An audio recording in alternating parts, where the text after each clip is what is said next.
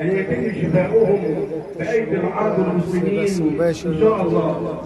دعم الرئيس عبد الفتاح السيسي وأخيرا السيد الرئيس في يعني هنعرف اكتر برضه عن كلمه السيد الرئيس النهارده في مؤتمر القمه. عرفنا بقى بنفسك، اتكلمنا بقى عن مؤتمر القمه النهارده وكلمه السيد الرئيس ودعم القضيه الفلسطينيه ودعم السيد الرئيس للقوات الرئاسه القادمه ان شاء الله. برحب بيك يا استاذ محمد. ايمن عز الدين، اعلامي بقناه الصحه والجمال، والنهارده انا محظوظ اني شفتك في المؤتمر الحاشد اللي بيعمله احد الاحزاب المصريه الوطنيه، هو حزب الجيل الديمقراطي، والامانه العامه باسكندريه تحديدا هي اللي عامله المؤتمر دوت بقياده الدكتور عمر عوض. بنشكرهم وبنهنيهم على دعمهم للقائد عبد الفتاح السيسي القوي الامين. النهارده في قمة استثنائية غير مسبوقة في الرياض العاصمة السعودية، وجمعت بين العرب من خلال الجامعة العربية والمسلمين من خلال المؤتمر الإسلامي العام. النهاردة كلمة القائد عبد الفتاح السيسي كلمة بنأكد ان النهارده تشوف هذه الكلمه وتسمع هذه الكلمه وتحلل هذه الكلمه بتأكد على ثوابت. الثوابت هي اللاءات الثلاثه التي اعلنتها مصر من قبل، اللاءات الثلاثه التي اعلنتها مصر من قبل، وهي لا للتهجير، لا للقمع للشعب الفلسطيني وفي القلب منها الشعب الغزاوي، ولا للقتل الجماعي بالهجمة البربرية الهمجية من الكيان الصهيوني الغاشم.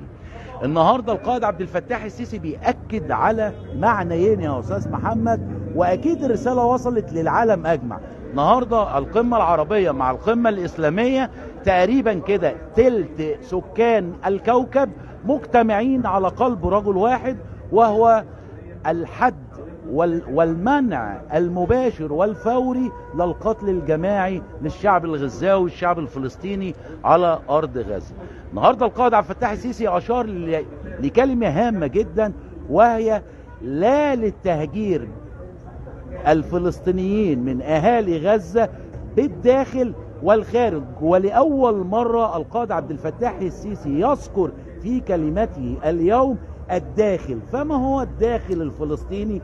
الداخل الفلسطيني بعد ما أجهضت مصر بقيادة القوي الأمين عبد الفتاح السيسي فكرة تهجير الفلسطينيين إلى أرض سيناء، فحبوا يلعبوا بخطة بديلة، وهي التهجير الداخلي، وهو التهجير القائم على أن الشعب الغزاوي يهجر من الشمال إلى الجنوب. وليه الشمال؟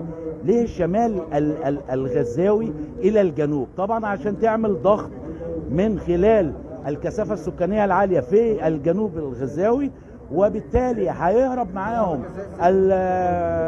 العناصر الحمسوية الفارة من الشمال الى الجنوب، وبالتالي بعد كده هتحصل مشاكل ومناوشات من هنا وهناك. ويقول لك ان في من الجنوب قادم بعض الصواريخ الضالة على الشمال، فيبدأ يجتاح الجنوب مرة أخرى. يعني هو بيعمل مهادنة للمخطط الاستيطاني الهمجي البربري بتاعه بتحرير الشمال الغزاوي من خلال عمل ممرات آمنة على كل 4 ساعات يوميا زي ما احنا تابعنا.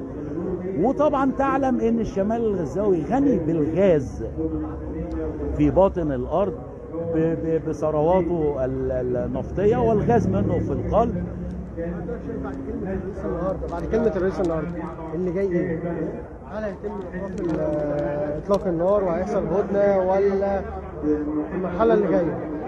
والله بنأمل طبعا في اطلاق في وقف فوري لاطلاق النار كما دعا اليه القائد عبد الفتاح السيسي القوي الامين، ولكن انا بناشد الدول العربيه المهرولة على التطبيع الاقتصادي للأسف والتطبيع السياسي مع الكيان الصهيوني أن تتروى وأن تتنحى جانبا، وأن تؤكد على أن العقاب الاقتصادي هو الوحيد الرادع لهذا الكيان الصهيوني الغاشم. العقاب الاقتصادي هو الفعال في هذه الأوقات. بنشوف بعض الدول العربية المهرولة للتطبيع نقول لها لو سمحتي توقفي قليلا عن هذا التطبيع الاقتصادي رحمة بالشعب الفلسطيني وبالسياسة.